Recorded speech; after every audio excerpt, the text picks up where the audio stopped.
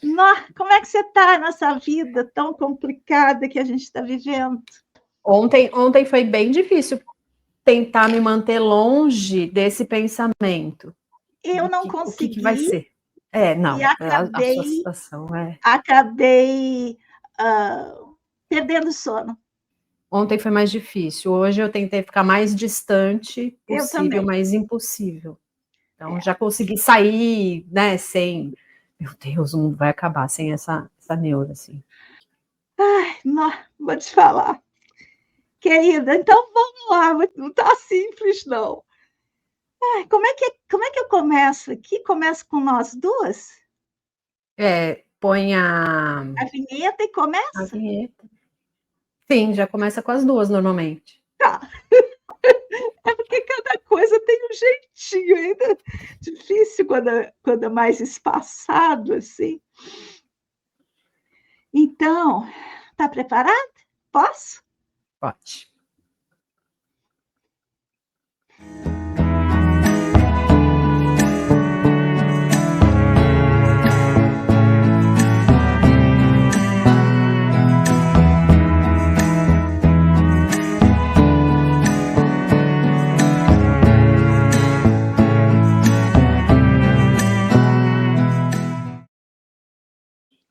De novo.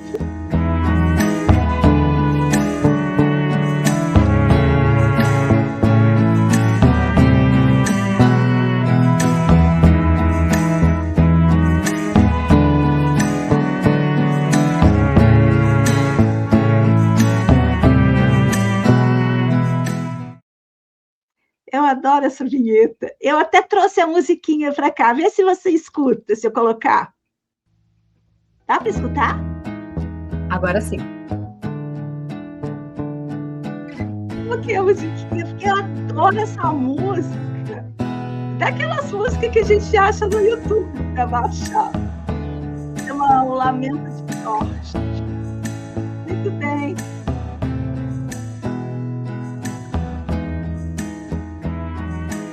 Adoro esse pedacinho. Gente querida, alegria do encontro, estou aqui em nosso canal de estudo e pesquisa, num ativismo delicado a produzir conhecimento por uma estética da vida viva. E hoje, do meu esconderijo para o seu. Bora mostrar, então, que esconderijo é esse, Luciana Aguilar? Lá em Ubatuba, com frio. E eu aqui na montanha, Juiz de Fora, com frio. Que bom esse frio que já está atravessando o ano. Depois vem o calor e a gente não vai aguentar. Muito bem, Lu, como é que você chega? Oi, Nina. Por aqui é o contrário, né? Eu não vejo a hora desse calor chegar. Mão gelada, detesto. Tô bem. Amo o frio. E para isso que eu faço aqui, que é produzir conhecimento, é melhor a geladeira do que o escaldante sol do meio-dia. Dispersa menos, né? Dispersa menos e com calor até o óculos embaça, tem os ruídos dos ventiladores, enfim, tem de tudo. Muito bem.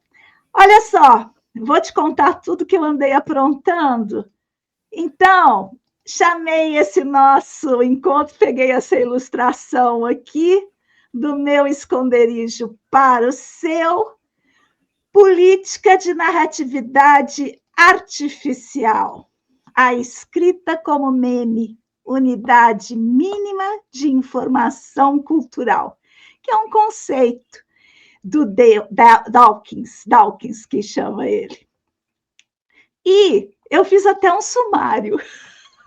Porque eu fiquei tão afetada com tudo isso que eu fui produzindo, desde que a gente falou que tinha que falar, que queríamos trazer esse assunto, não parei mais de pensar nisso tudo.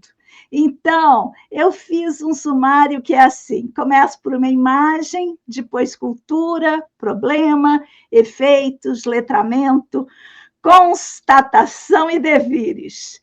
Mas quero abrir a palavra primeiro para você, porque daí, quando eu engatar uma coisinha ali, eu já vou. E eu pensei assim, falar um pouquinho, parar, por isso que eu fiz o sumário, fiz essas vinhetinhas, para a gente ir conversando, não ficar só uma aula expositiva direto, tá bom? Tá bom. O que você pensou nesse assunto? Te movimentou? Na verdade, eu primeiro tive que ver o que é o meme, porque eu não tinha ideia.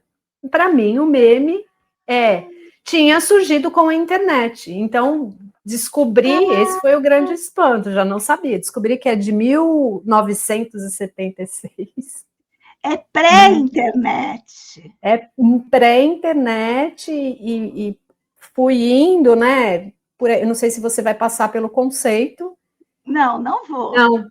Então, o que eu pensei em falar, como eu sempre venho com esse olhar, essa fala menos preparada, mais desgarrada, mais popular, assim, chegando, eu fui ver o que era o meme. E aí entendi que é a menor unidade de transmissão, né, até onde eu vi, que é a menor unidade de cultura passada de um cérebro para o outro, de geração para geração. Aqueles conhecimentos que a gente não sabe muito bem, porque sabe? Senso a música comum. Senso comum. Common sense. Exatamente. Então, às vezes aqui... lá na Ronick, é aquilo que gruda. Gruda e cola. E vai colando desde a infância, né? Músicas que a gente... Nossa, mas eu não tenho certeza se era tanta frequência assim que eu ouvia para decorar, né? Então, tem algumas músicas assim, é mais comum, eu acho. E tem alguns teóricos que falam decalque. É aquilo que decalca. Que ele chega pronto, ele faz pá. Só que agora a gente chegou num ponto, né? Mas segue aí com o seu raciocínio. Sim. Então, aí eu fiquei por aí, fiquei pensando, elaborando como isso já acontece comigo, né? E percebo nas falas que às vezes eu preciso parar para pensar, mas por que eu estou repetindo alguma coisa que eu ouvi? E aí lembrei do meu avô, né? Ouvi pouco meu avô, né? Ouvi pouco meu pai, mas são falas que vão se mantendo no pensamento, mesmo que eu não as replique. Fiquei por aí, nesse texto do meme aí, dessa pesquisa que eu fiz do meme. E lembrando que a gente está falando de política de narratividade artificial, e o meme é típico isso, porque ele produz uma política de narratividade, mas que ela não é elaborada. Ela é artificial. Ela só repete. É aquela unidade mínima e aquilo é transmitido. E fixo, sempre fixo. Sempre fixo. E aí na linguagem, né? E pode pensar em vários lugares, né? Enfim. Porque aí eu fico lembrando de palavras que meu avô falava, que meu avô era brasileiro, mas descendente, né, de italiano, então ele falava palavras, repetia palavras já desse contexto, da reprodução, enfim. É isso, fui aí. A minha avó Nina, que era filha de italianos, ela tinha várias expressões italianas das mais raivosas, e ela era uma mulher daquela assim que, sabe, que tem aquela cólera encrustida, aquela cólera que, aquelas expressões que saem de cantinho de boca. Sim. O meu avô tinha uma palavra, ele não falava assim. Ele falava assim. Isso é muito comum. E aí imagina, entrei numas que eu precisava corrigir ele em algum momento da minha infância. Bem, sorte que agora você formou-se em letras e já sabe que não há... E era uma reprodução também do que eu vivia na escola, né? De corrigir palavras. Eu era corrigida. Vou te falar. Então, vou trazer a primeira parte, tá bem? Tá bom. E aí você segue. Vamos fazendo assim essa jogadinha, vamos ver se vai dar certo. Eu queria... Aí, deixa eu só falar assim, como é que eu começo? Eu começo com o título. Daí, eu devo ter falado isso aqui. Eu começo do título. Aí, do título, eu vou para a imagem, vou buscar a imagem. Aí, eu faço a linha fina. E assim eu vou caminhando com o pensamento. E toda vez que aquilo passa por mim, eu entro no Canva e acrescento uma coisinha. E aí, eu estava buscando a imagem, a gente já tinha o título, e a imagem, eu tinha um sentimento, sabe? Então, essa imagem que eu trouxe aqui na capa, que são essa sequência de portas com essa areia invadindo, essa imagem grudou. Eu fiquei com ela muito tempo elaborando essa imagem. E aí, eu resolvi, então, fazer uma tentativa de me expressar por essa imagem. E fui para lugares muito antigos. Na minha infância, nós chamávamos as dunas lá no Rio Grande do Sul, Santa Catarina, que ficavam atrás da nossa casa de praia, casa de veraneio, de cúmulos, que é o mesmo nome das nuvens, cúmulos. E nós chamávamos de cúmulos. E havia um ritual contínuo. Você chegava para o verão, era assim, você chegava para o verão, a casa era uma casa palafitada, que nem essa que eu estou, só que muito palafitada, muito alta. Tinha uma escadinha para a porta, que ficava lá em cima, uma escadinha estreita, mas comprida. E embaixo, os cúmulos tinham invadido, sabe? E casas mais baixas estavam enterradas. Então, nessa memória é que eu vou tentar me expressar um pouco por essas imagens. Então, a começar com essa daqui, da capa. Então, é uma casa, que é o locus da minha pesquisa sempre, invadida por essa areia. E essa areia é uma areia que ela não faz estardalhaço, ela não... Tem vezes que ela tem muito vento, mas ela caminha rente ao chão, sabe? É raro, que não é só no cinema que tem aquelas enormes tempestades, não. Ela é uma coisa que, se você não prestar atenção, ela te invade e você nem percebeu. E ela é contínua, né? É diferente de uma tempestade. Ela se mexe o tempo todo. Não é a questão de... Ela é o tempo todo. Se a gente pensar, a gente vai pensar. Bem, vou falando. E aí eu fiz uma coleção dessas imagens, dessas casas invadidas por essa areia. E eu acho isso, assim, me afeta. Não sei se é porque eu vivi esse movimento de muito perto, mas pela própria dramaticidade, sabe, da imagem dessa casa invadida. Então, eu fui pegando, sabe, as imagens. Essa me tira até o ar. E aí é essa invasão. E aí a gente vê uma casa afundada, invadida, soterrada por essa areia, por essa duna, por esse fator externo que não faz estardalhaço, que vai tomando conta e soterrando aos poucos. E é essa sensação que eu tenho em relação à política de narratividade que se inaugura a partir das IAs generativas. Gemini, ChatGPT, Copilot. É uma coisa que você não percebe, mas que acontece o tempo todo.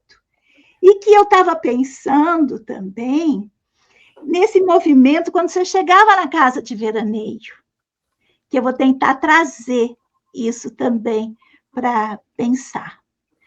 Que seria, isso que a gente está fazendo aqui, é problematizar.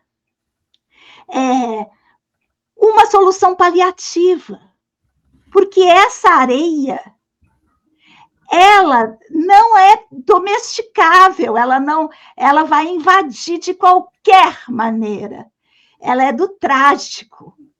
Vai acontecer. O que a gente pode tentar fazer é uma solução paliativa, como fazia na minha infância. Então, você sobe com toda...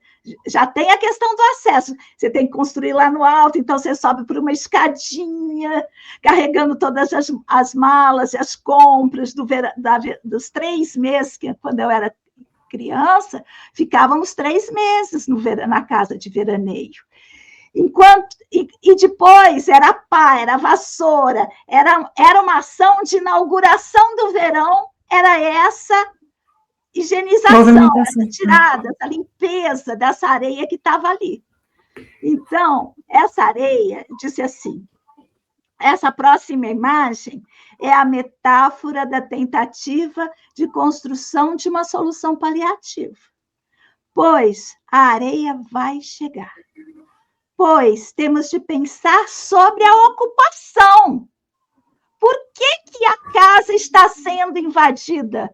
Porque ela está ocupando um território indevido. E aí, se a gente pega a metáfora, faz uma analogia, na verdade, com a IA, o texto escrito por IA, a gente também pode pensar sobre essa questão da ocupação. Ocupação inadequada do território.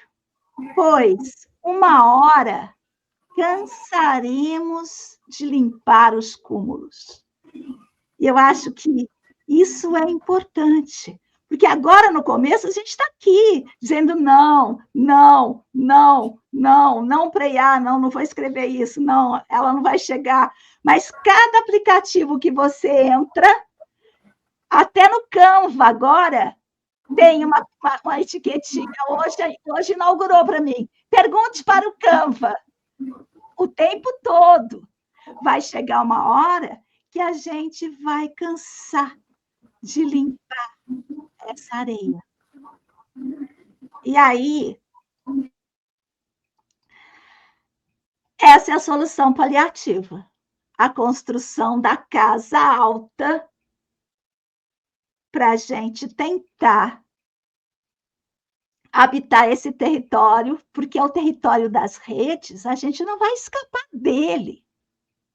Mas como é que a gente constrói esses pilares? Eu acho que é isso que eu quero tensionar aqui. Como, dentro das nossas pesquisas, dentro das nossas pós-graduações, dentro daqueles textos que a gente habita, a gente constrói pilares suficientemente altos para que essa areia, que a gente não consegue evitar, não nos soterre, pelo menos, por mais um tempo. Então, um pouco isso que eu pensei nesse primeiro movimento. Ai, socorro! É difícil, né? Porque tem uma sedução nisso. É lógico, tem uma disponibilidade enorme dessa IA, que tá no Canva, mas está no WhatsApp, está na hora que eu jogo no Google a pergunta. Já tem um preparo antes, né? Que é essa facilidade da internet. Qualquer dúvida eu vou jogando lá na internet, eu mal paro para imaginar o que uma palavra, sei lá. Nossa, Nina, e esses pilares, é isso, não sei. Sabe, Lu, eu fiquei quebrando a cabeça para tentar lembrar. Uma hora eu lembrei, depois esqueci novamente. Como que a gente chegou nessa pauta? Eu sei que aconteceu uma coisa que falei, a gente precisa falar sobre isso. Política de narratividade artificial. Eu lembro que você trouxe uma coisa, aquilo me impactou, eu trouxe, eu não lembro o que. Você lembra? Eu fui retomar, eu fui pegar os áudios, a troca de áudios que a gente teve. Ah, tá bom. Eu não fiz isso, não. Começou porque no seu computador simplesmente apareceu o Copilot e ia mudando seus textos. E em algum momento você percebeu isso e ficou aquele receio. Mas será que eu percebi isso agora? Será que mudou muitos textos? Não foi isso? Defesa emocional. Quando chegou o computador novo, foi isso que aconteceu. Agora lembrei, eu não tinha conseguido associar. Quando chegou o computador novo, porque eu tenho hábitos antigos, sabe? De pesquisa, antigamente, quando o computador ainda não era muito. Então, eu, em vez de salvar como, porque às vezes você salva como, faz confusão, perde, eu gosto de copiar e colar um novo arquivo. Esse é meu hábito, porque tem gente que salva como com outro título. Eu não faço isso. Eu estou escrevendo, aí se aquela versão eu vou mandar, ou vou salvar, ou vou fazer alguma coisa, eu copio tudo e abro um novo arquivo, colo tudo e coloco lá. Esse é meu hábito de pesquisadora antiga. Enfim, é um hábito que eu adquiri por ter pelejado muito com... Gente, mas eu tinha salvado como? Cadê? Onde está? Você entende? Ou salva como, e aí começa a escrever num anterior ou num outro. Eu não gosto disso. Então, eu prefiro fazer uma coisa mecânica, eu preciso do concreto. Então, o concreto é pegar toda aquela coisa, copiar tudo, colocar num documento novo, ver aonde que eu vou salvar, sabe? Enfim, estava fazendo isso tranquilo. Esses tempos, o Uli estava fazendo uma tarefa, eu fui revisar a tarefa e fiz a mesma coisa com ele. Copiei o texto dele, porque não, veio do computador dele e não estava aparecendo as revisões. O novo Word está péssimo para mim. E aí, eu peguei o texto dele e falei, vou abrir um documento novo, vou colar aqui, porque daí, no meu documento, talvez apareça aqueles vermelhinhos, aqueles azuizinhos de revisão. Quando eu colei,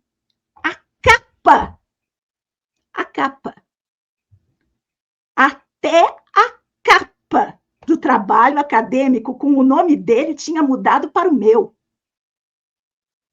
Foi só aí, quando que esse computador chegou? Já faz vários meses. Faz uns 3 meses já, né, que você está com ele, por aí.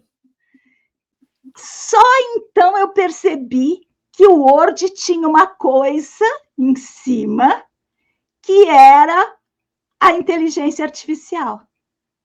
Que quando eu colava em cima daquilo, ele já trabalhava no texto sem eu perceber. Eu achando que eu estava fazendo uma cópia e eu estava dando para essa coisa nefasta o poder de mexer sem que eu percebesse o meu texto.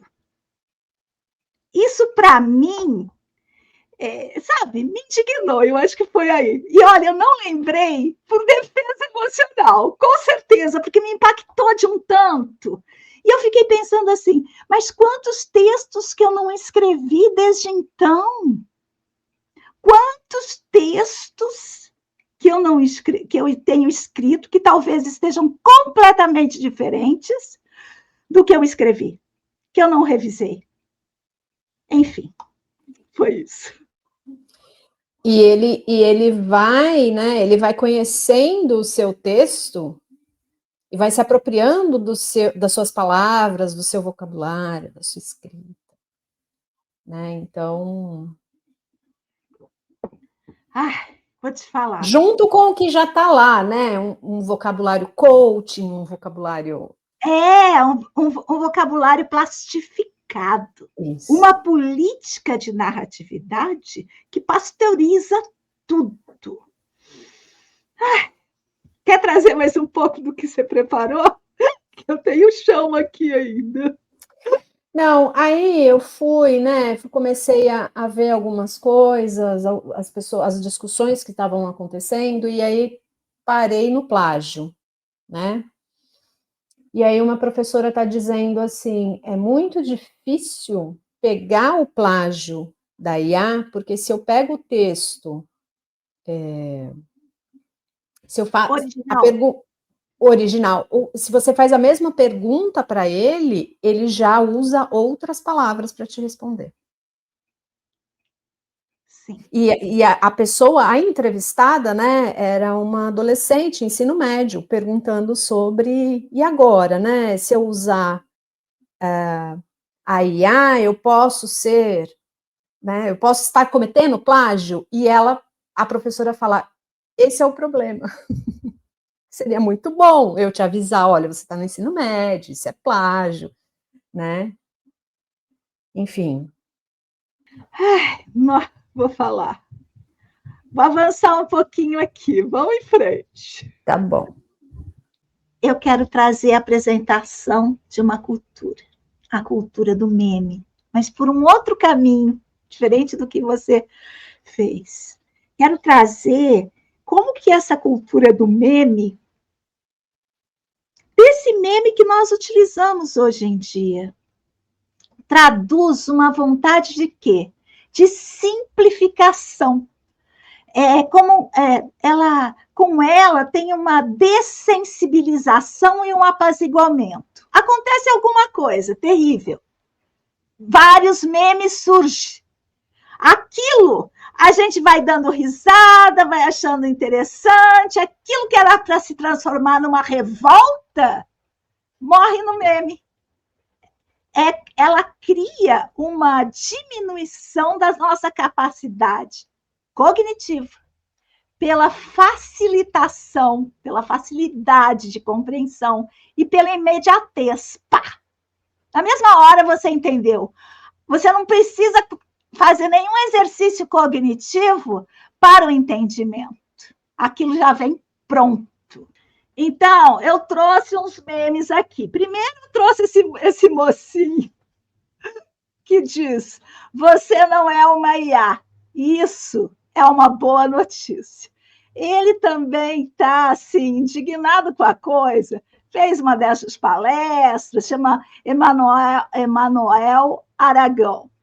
E ele tem um canal e conversa, enfim. E aí eu trouxe alguns desses memes que a gente pode ver aqui. O robozinho e o adulto robô, mostrando o que é um processador original, que é um cérebro, e aí o menininho aquele sempre, eu não escrevo nada usando IA, e nem escrevi, nem di, e senti IA. Enfim, olha, ali, minha inteligência no ônibus, inteligência artificial, exatamente isso que acontece. E aí ali, ó, ideia, inteligência artificial para trabalhos repetitivos. Primeiro, treinar uma rede neural. Segundo, estagiários estruturam os dados manualmente. Quero entrar nesse assunto. Então, aqui, ó, super preocupada com a história da inteligência artificial substituir o raciocínio humano. Bobagem, responde o computador.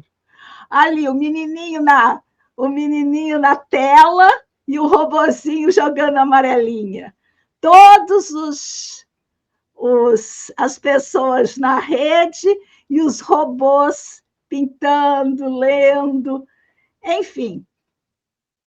Ali, ó, a capa da New Yorker é de matar. Então, todo um mundo robótico e o ser humano ali esmolando. Isso é bem típico o que anda acontecendo. Vou emendar nesse problema, porque eu já citei ele aqui. Esse é um grande problema. É um problema muito, muito sério. É um exército de trabalhadores para nos fazer acreditar de que a inteligência é artificial. Então, esses trabalhadores são invisíveis, precarizados. Eles estão nas minas do extrativismo, dos garimpos, de toda essa materialidade que essa rede de computadores exige. Eles estão nos data centers, invisíveis, mas estão lá. E eles estão no lugar pior do mundo, garimpo de dados.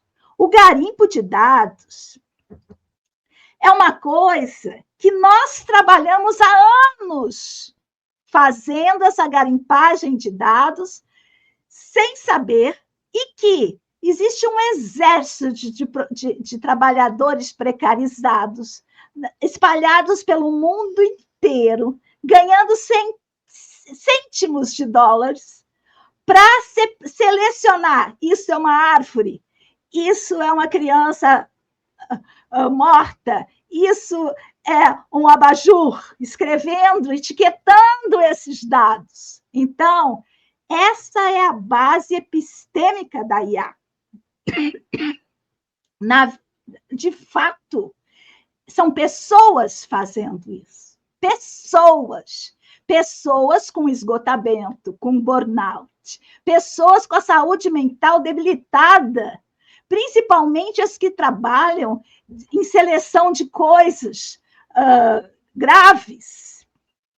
Vêm aquelas cenas terríveis o tempo todo. São os rotuladores de dados e os moderadores de conteúdo. Pessoas precarizadas, trabalhando em seus computadorzinhos, em seus celularizinhos, para ganhar, no final do mês, R$700, R$100. É um exército, um batalhão, para a gente ter a ideia de que isso tudo é uma inteligência artificial. De artificial só tem a publicidade. Impacto ambiental. Água, energia nuclear, extrativismo da pior categoria. Da pior categoria. Então, olha uma mina. Olha o estrago que isso faz à Terra. Olha o lítio no deserto do Atacama. Isso que a gente vê que parece tão lindo são espelhos d'água onde está secando a salmoura para recolher, extrair o minério.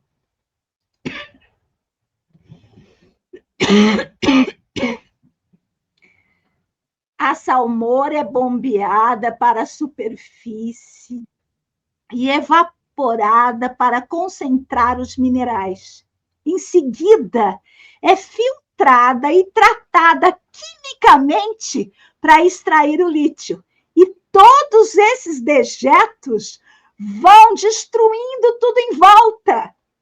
Olha essa cena. Parece maravilhosa pelas cores que... eu acho que essa cena é a metáfora, sabe? De tudo isso que a gente está vivendo. Parece tão bom, facilita tanto. Olha que linda cena, esses tons pastéis. E isso é veneno puro, isso é destruição pura do planeta. O mito da nuvem. Essa é o mito mais terrível que a gente tem. O que a gente tem no mito da nuvem é a fragmentação das tarefas cognitivas. Nas plataformas de microtrabalho, nos data centers invasivos e consumidores. Isso é uma nuvem.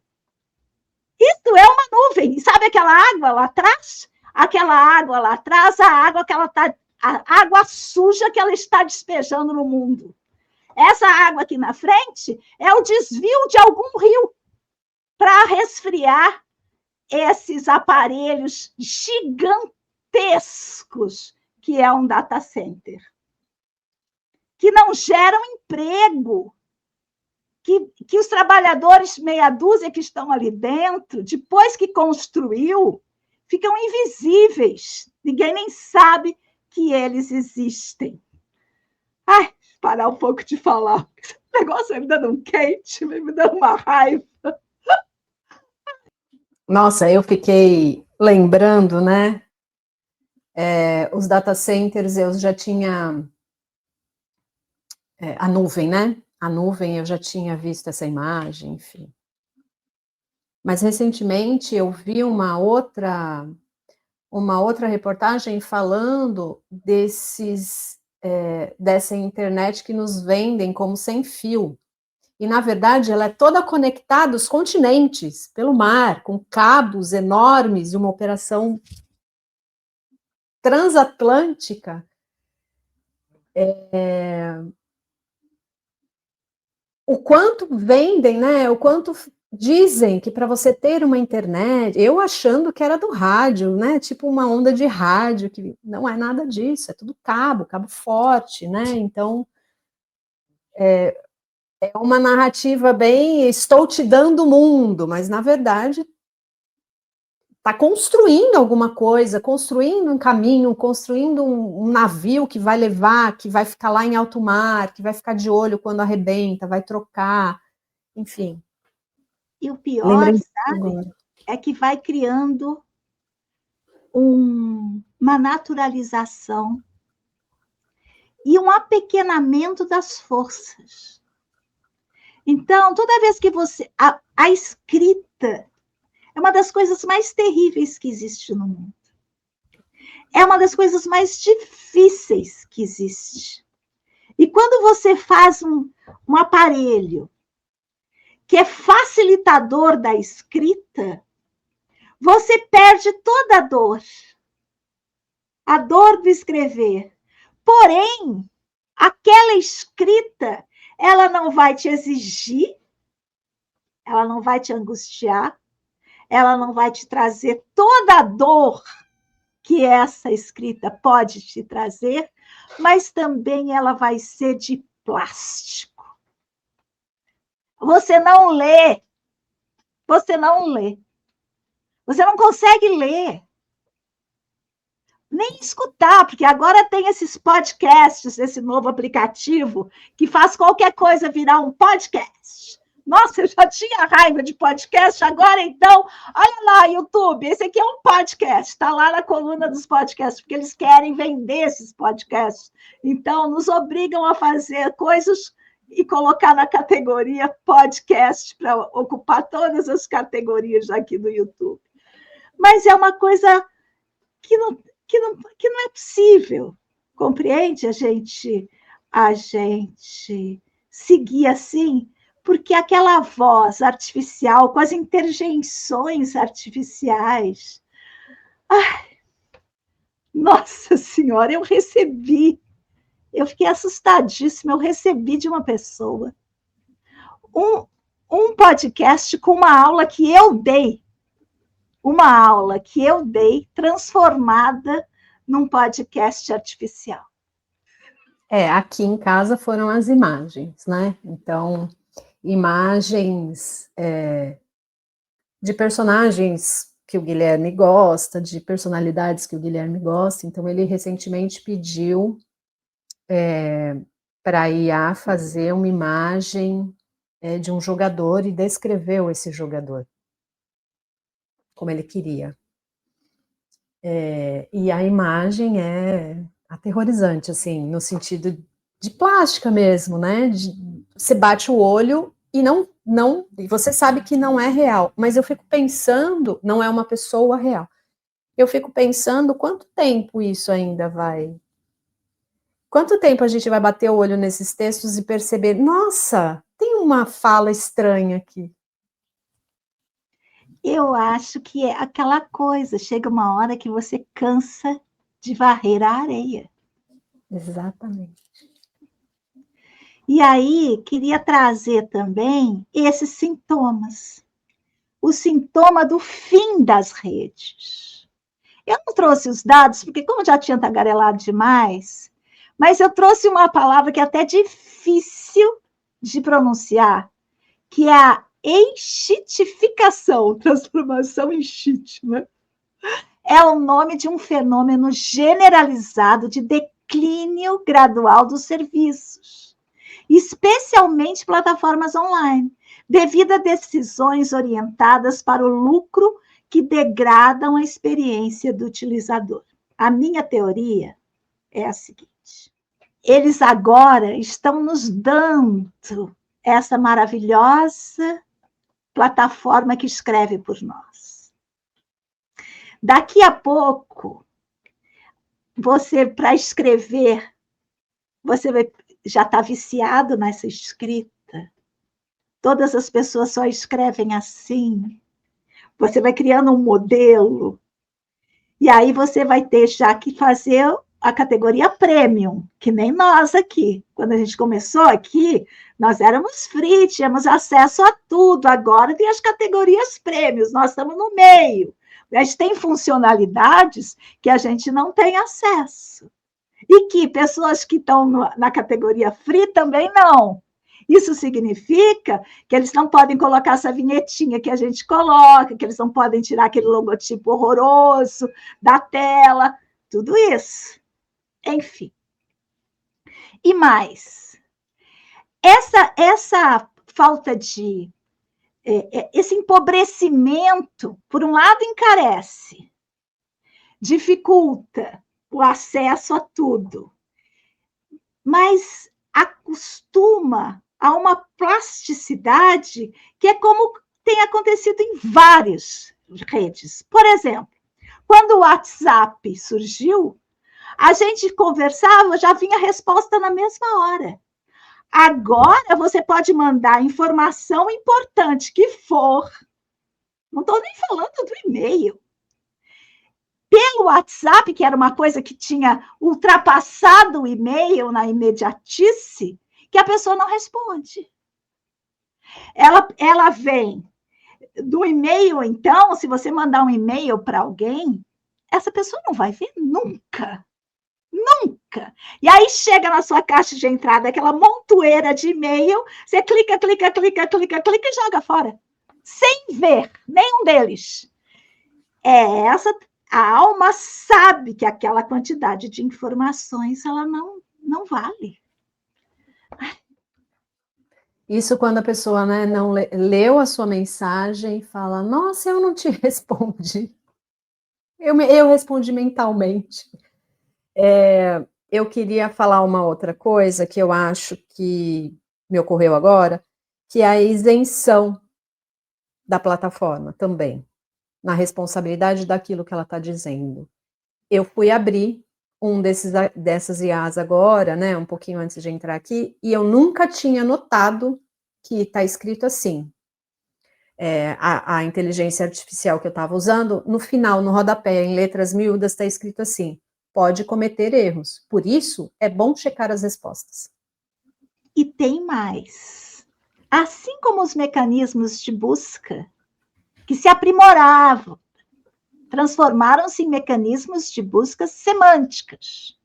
Porque eu que comecei lá nos primórdios do computador, quando a gente começou, que apareceu os primeiros mecanismos de busca, aquilo não era semântico. Hoje é semântico. Aquilo era sintático, não era semântico. E aí, nessa elaboração, começou a surgir, então, o produto. No começo, a gente vinha a resposta. Agora vem o comercial. Aquilo que é induzido. Quando o texto ou a informação histórica, geográfica, factual vier, a ideologia de quem paga, em breve, porque por enquanto a gente está conferindo, a gente está lendo, a gente está. A professora chega, ela sabe que é IA, mas ela confere, mas até quando ela vai varrer a areia? E quando ela não conseguir mais varrer a areia, aí começam a chegar quem pagou, quem quer manipular, quem não quer. Olha o que aconteceu nas eleições na Argentina. Foram 2 bilhões de dólares colocados nas eleições para que o candidato de determinada corrente ideológica vencesse. Porque é impossível varrer toda a areia. Vai chegando as coisas, vão chegando as coisas, vai chegando o meme, até o momento que você nem lembra como é pensar. Como é pensar? Como é escrever? Aquele memezinho que eu coloquei lá. Eu não uso inteligência artificial, mas não consegue redigir sem ela mais. E aí, estamos prontos para sermos ainda mais submetidos. E como é desconfiar, né? Porque com a internet a gente botava no Google e ia ler 2, 3, 4 coisas para tentar. Mas se a IA está lendo todas as nossas informações, ela sabe como a gente pensa, ela vai entregar aquilo que a gente pensa. E manipulada ainda? Nem sempre. Por quê? Porque essa contaminação, ela vai sendo distorcida pelo patrocinador. Sim. Ela entra pelo nosso viés, mas a volta que ela dá é de aí ela aprende nossa linguagem, exatamente. Dá o laço, puxa. Isso. E a outra coisa, um sinal, o fim do gozo. A alma sabe. Quando eu pego um texto escrito por um mecanismo de associação de palavras, eu perco o gozo da leitura. Perde-se o gozo da leitura. Há quanto tempo teremos até que ler será supérfluo? Porque todos os aplicativos já estão transformando a leitura em podcast. Tá aí. E o gozo de escrever, o gozo de ler, vai se perder.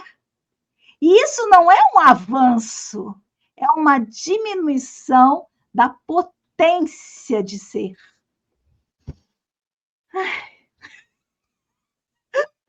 Não vamos cortar os pulsos ainda.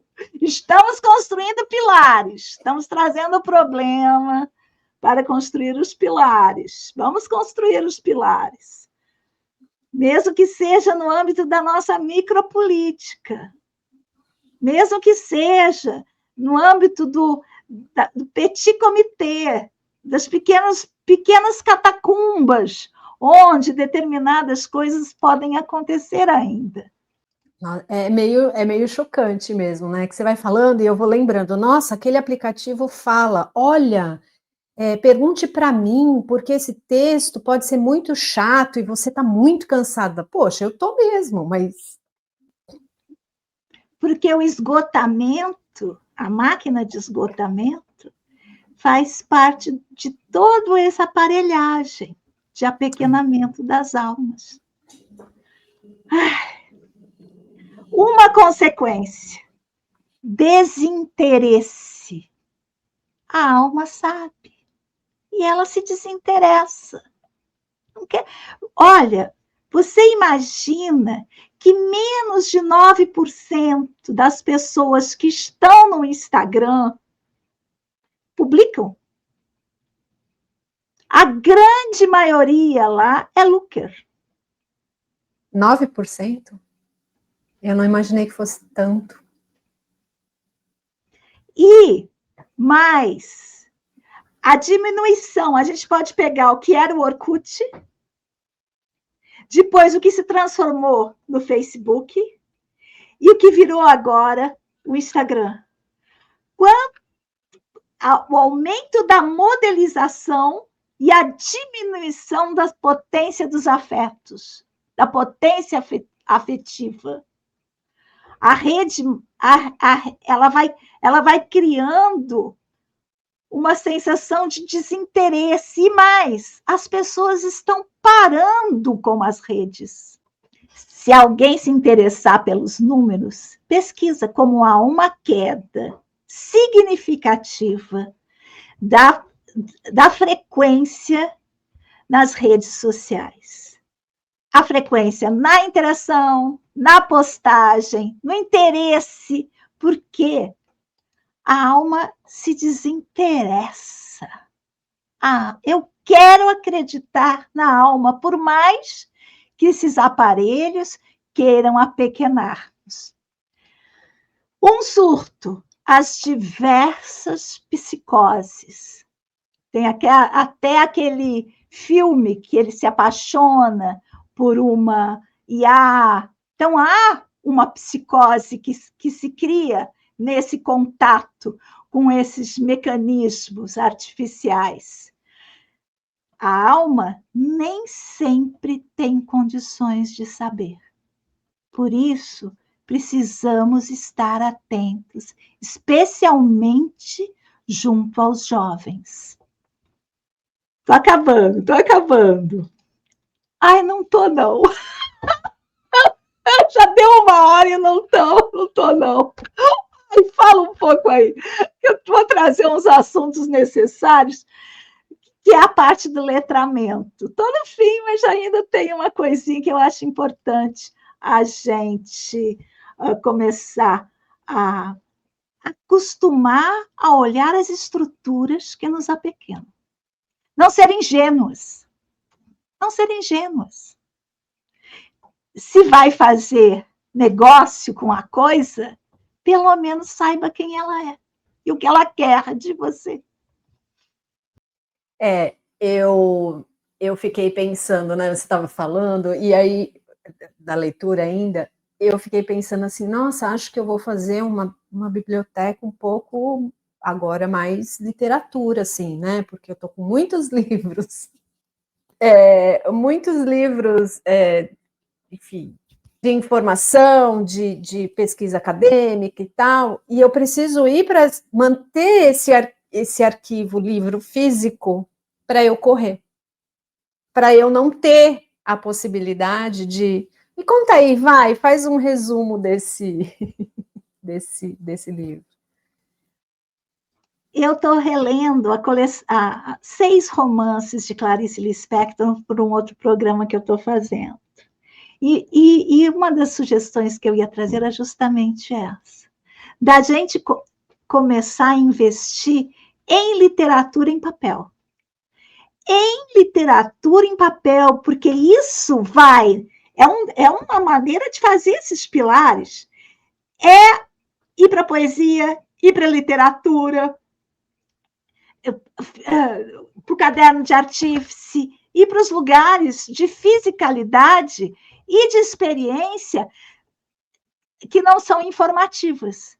Porque esse âmbito da informação, da não ficção, do jornalismo, ele está nos exaurindo. E se afastar dessa facilidade algumas vezes, né? Se afastar desse, olha, vem aqui, eu tenho a solução para você está cansada mesmo, eu te entendo.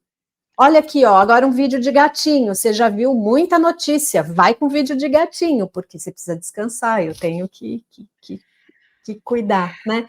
E uma imagem que você trouxe aqui também, o rapaz deitado no divã, conversando com o terapeuta, que é uma IA.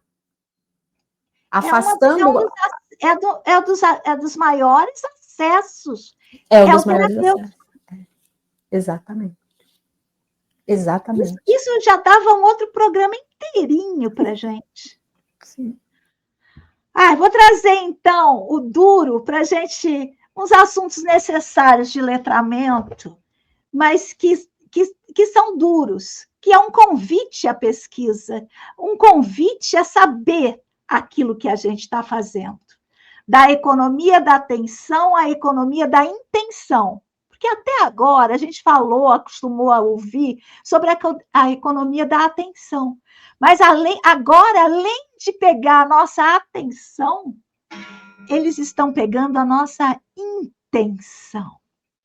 Olha que ponto chegamos. Vou ler rapidamente. Economia da atenção. Um modelo onde as empresas competem pela atenção de usuários através de conteúdo envolvente para vendê-la a anunciantes, como é visto nas redes sociais.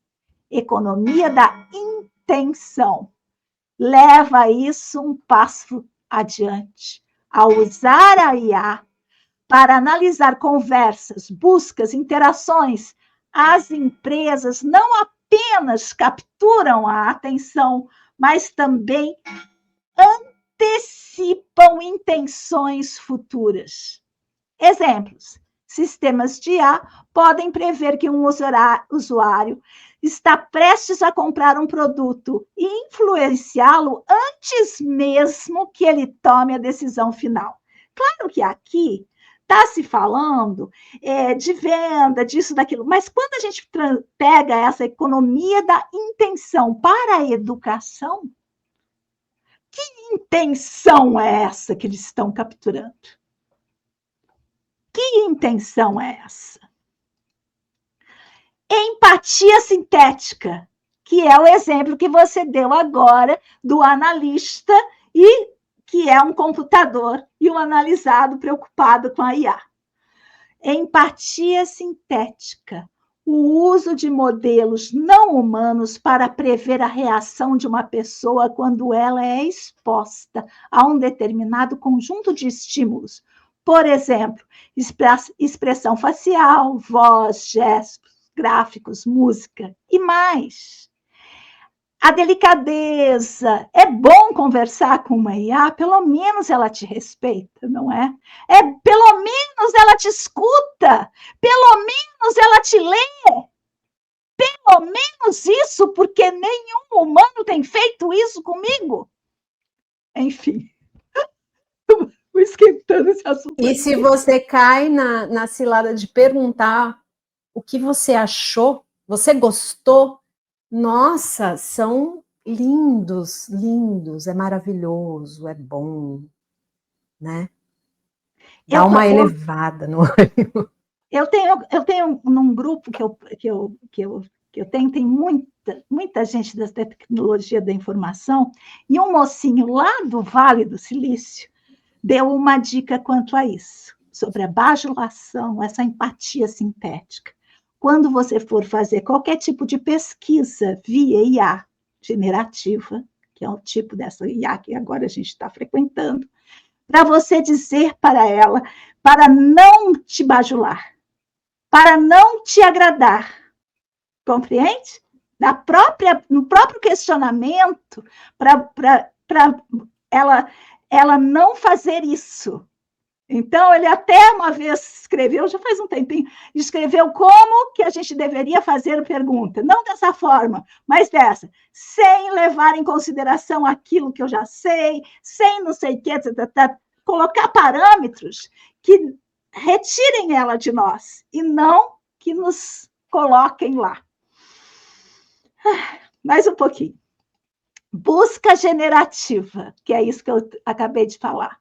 É uma forma de pesquisa que utiliza a inteligência artificial generativa para criar resumos e respostas mais detalhadas e personalizadas às consultas dos usuários, em vez de apenas listar links. Lá nesse mesmo grupo, uma pessoa falou assim: é como se eu fosse à biblioteca e perguntasse sobre um livro e a bibliotecária me contasse sobre ele ao invés de me dar o livro. É isso que faz. Ela me conta como é que é o livro. O livro é assim, é sabe, Quer que eu faça um mapa mental do livro? Mas o livro mesmo, você não pegou na mão. Por isso que a gente precisa construir pilares de literatura, pilares de poesia, pilares com autores que realmente estão dentro da questão do texto.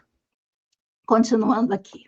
Ela funciona entendendo a intenção por trás da pergunta para gerar um conteúdo novo, como um resumo de um tópico, um texto criativo ou uma visualização de dados. Uma necessidade, letramento. A gente precisa estudar sobre isso, falar sobre isso, entender essas coisas. Uma incapacidade. Há uma potência que não se repete. Vou encerrar minha parte com isso.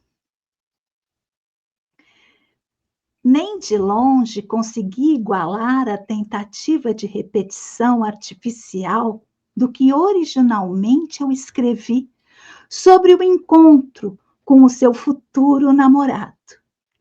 É com humildade que contarei agora a história da história. Portanto, se me perguntarem como foi, direi: não sei, perdi o encontro. Essa é um texto, é uma frase, é um pequeno parágrafo de Clarice Lispector, lá na Hora da Estrela, quando o Rodrigo S.M., que é o personagem autor, reclama que a empregada doméstica jogou fora 3 páginas do que ele havia escrito. Quem de nós que escrevemos já não tivemos essa sensação de ter escrito uma coisa genial, aquilo se perdendo desse computador da vida, e você não conseguir reproduzir a potência da primeira escrita, e sempre ficar um fantasma daquilo que foi uma vez e que você perdeu. Imagine viver nesse limbo para sempre. É esse o sentimento que eu tenho em relação a IA. Como se você estivesse sempre no limbo da cópia. Como se você tivesse de dizer: perdi o encontro. O encontro com quem? O encontro com a sua potência. Só tem mais um slide, aí a gente acaba. Quer falar antes? Nem sei o que dizer, Nina. Não quero falar. Então, vou trazer a última, que são os devires. Uma abertura aos devires. Será que, se entendermos a potência, poderemos construir os pilares? E eu vou trazer um texto do meu querido professor Elton Luiz Leite de Souza, que é um texto em devir, que se chama Os Dois Manuéis. É um texto que eu acho que traduz tudo aquilo que a gente está querendo para a construção desses pilares, que vão nos manter, talvez, um pouco mais acima dessa areia que está querendo afundar a nossa casa. Diz assim: o poeta Manuel de Barros se diz 2 seres. O primeiro é fruto do amor de João e Alice, seus pais. O segundo tem uma natureza brincativa. Ele é letral. Sua poesia nos mostra que o Manuel letral, que sempre nos recebe generosamente em seus versos, não é menos vivo que o Manuel, que já nos deixou o filho de seu João e Dona Alice. Talvez a saudade que sentimos desse último possa ser minorada pelo encontro com o Manuel, que vive sem distância com seus versos, e nestes vive cada vez mais vivo, sempre mais novo, extemporâneo. Na ponta de seu lápis há apenas nascimento. O letral não é letra morta, sintática, e eu coloquei ali, interpolei, sintética. Nossas palavras se ajuntam uma na outra por amor, e não por sintaxe. O letral é o devir poético conquistado por Manuel. A palavra abriu o roupão para mim. Ela quer que eu a seja. O primeiro Manuel fará 110 anos no ano que vem, se vivo estivesse. O segundo Manuel, o letral, quantos anos tem? Quantos anos faz? Talvez não se possa medir sua existência em anos. O Manuel letral é só nascimento, invenção, como possibilidade poética de renascimento através de nós, que nos reinventamos também através dele, sempre múltiplo, já descoberto e ainda por descobrir, como afloramento de falas. Muitos desejam conquistar títulos, famas, prêmios, fardões. Manuel desejou tão somente se tornar totalmente letral. Pelos meus textos, sou mudado mais do que pelo meu existir. O autêntico devir letral nunca é solitário ou sozinho. Manuel se torna letral para nos tornar também. Ser letral é ler, na letra, mais do que a letra. É se deixar ler também por ela, buscando outras relações na existência que não sejam apenas aquelas governadas pela sintaxe econômica, utilitária, academicista, sintética. O Manuel letral conquistou mais do que muitos anos de vida.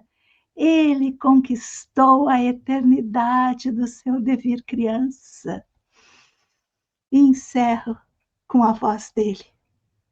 O menino aprendeu a usar as palavras, viu que podia fazer peraltagens com as palavras e começou a fazer peraltagens. Foi capaz de interromper o voo de um pássaro, botando ponto final na frase. Quero agradecer demais a Clarice Lispector e ao professor Elton Luiz Leite de Souza e o nosso querido Manuel de Barros. Palavra sua, querida.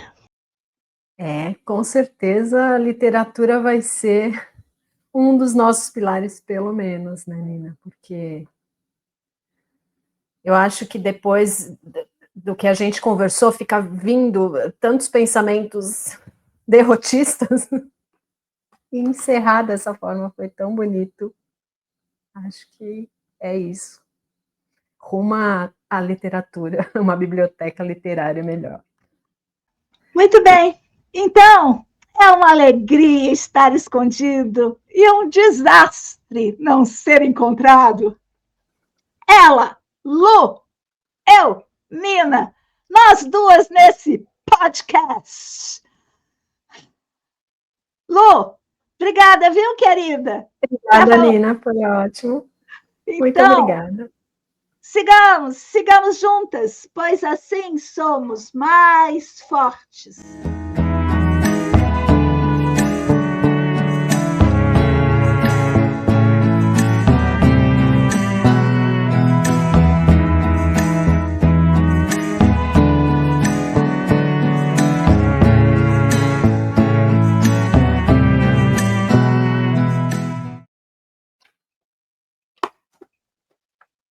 Pronto, acabou.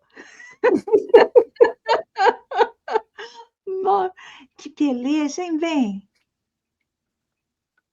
Que beleza. E a gente está no olho desse furacão. Ainda precisamos gravar um sobre as manualidades lurkers. Eu acho que pode ser o esconderijo 8. Pode ser nessa toada também. Aí a gente traz aqueles videozinhos dos aplicativos aí, das plataformas, onde está fazendo crochê, mas a pessoa não está fazendo. Que já sei. É alguém comentando, alguém fazendo crochê. Não tem, é só a coisa acontecendo numa velocidade, aparece tudo, que o pessoal das artes manuais assiste, elas me mandam demais essas coisas. Ai, ai. Muito bem, querida, quero te agradecer, viu? Eu que agradeço. Estou anotando aqui, manualidades Looker. Vou ver. Agora preciso descansar um pouco disso. Não, depois a gente marca. Eu fico pensando em quantas dessas ciladas eu caio. Porque eu assisto as pessoas fazendo comida e eu não faço. Eu assisto a série inteira, aqueles programas inteiros de culinária. Você assiste? Já assisti muito as séries, Guilherme adorava assistir uma que tinha... Essa eu não gostava tanto, assistia com ele, que tinha competição. Mas até hoje eu assisto. Veja como fazer uma berinjela deliciosa super rápido. Isso já me pegou. Super rápido, cozinhar super rápido. Tô lá eu assistindo. Eu vou fazer a berinjela? Não faço. Nem acho o vídeo dele. Então, assim, eu caio em todas essas ciladas. Assim. Mas uma coisa é cair na cilada, saber que está caindo, saber que é uma cilada, compreender, colocar em perspectiva, abrir a porta, não, agora você que usou para mim esse termo que me alucinou, que foi, eu assisto o Instagram, nunca tinha ouvido esse termo. Eu assisto. Eu não sei nem como assistir aquele negócio, que eu tenho horror daquele negócio. Mas, se você compreende onde está, o que querem de você, como que você está esgotada, está fazendo aquilo como um alívio emocional, isso tudo faz parte, é que nem eu e a série, como é que é, os filminhos de Natal, lá já está chegando. Logo lançam vários. Relançam. Assistam aqueles mesmos meia dúzia de filminhos de Natal, que cada ano estão piores, então os novos eu não assisto, assisto os velhos. Eu sei onde eu estou, sei o que é, sei todo o mecanismo de tudo, daquele universo do amor romântico, do universo do consumo, da família ideal que está ali. Mas eu entro, mas eu sei onde eu estou. E sei para o que eu estou usando. É isso. Eu sei que eu ocupei um território. Eu acho que isso é importante. Que eu ocupei um território indevido, porque não é para construir casas perto de dunas. As dunas se movimentam, meu bem. Sim. As dunas se movimentam. É para construir casas em outro lugar. Assim como nós não devemos construir a nossa vida nesse ambiente virtual, mas aqui estamos nós duas. Então, a gente tem que se munir de paz, a gente tem que construir pilares, a gente tem que ter vassouras e a gente tem que varrer. Eu acho que é isso. Saber que cada vez que chegar o veraneio, as dunas vão ter invadido. Um ano mais, outro ano menos. Talvez você, no meio do ano, em julho, vai ter que correr lá, porque senão elas vão fazer tanta pressão que até os pilares vão arrebentar. Então, tudo isso faz parte, mas você sabe onde você está. E aí eu fiquei pensando eu vou varrer a duna, a areia, da porta, porque eu tenho coisas para levar para lá. A varanda, daqui a pouquinho eu volto e faço. Ai, socorro. Ai, querida, então é isso. Que assunto é esse, hein, bem? Não. Que assunto. Vou até desligar aqui o nosso treco. E eu acho que esse outro também vai render bem. A gente pode gravá-lo no próximo mês, no final do próximo mês, tá bom? se estivermos vivos até lá. Com o mínimo de saúde mental.